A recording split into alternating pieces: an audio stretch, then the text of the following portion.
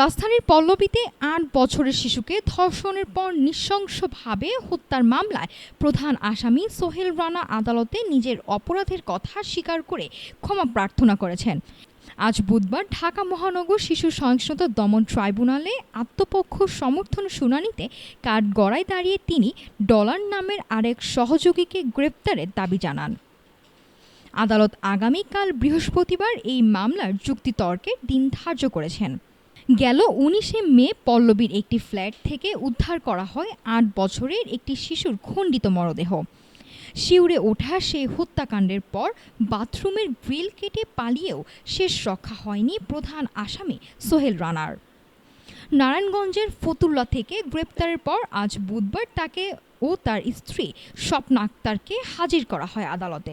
১৬ জন সাক্ষীর দেয়া জবানবন্দি আসামিদের পঠিত শুনানির পর কাঠগড়ায় দাঁড়িয়ে আত্মপক্ষ সমর্থন করেন প্রধান আসামি সোহেল।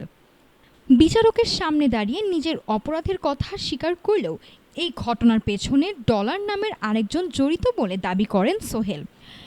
একই অপরাধী অভিযুক্ত সোহেলের স্ত্রী স্বপ্না আক্তার অবশ্য নিজেকে পুরোপুরি নির্দোষ দাবি করেন। তবে আসামি সোহেল নিজেই আদালতের কাছে দাবি করেন তার স্ত্রী এই ঘটনার সাথে জড়িত ছিলেন না। শুনানি শেষে আদালত আগামীকাল বৃহস্পতিবার এই বহুল আলোচিত মামলার যুক্তিতর্কের জন্য দিন ধার্য করেছেন। ধর্ষণের পর খণ্ডিত লাশ উদ্ধারের এই নৃশংস ঘটনায় পল্লবী থানায় মামলা করেছিলেন শিশুটির বাবা।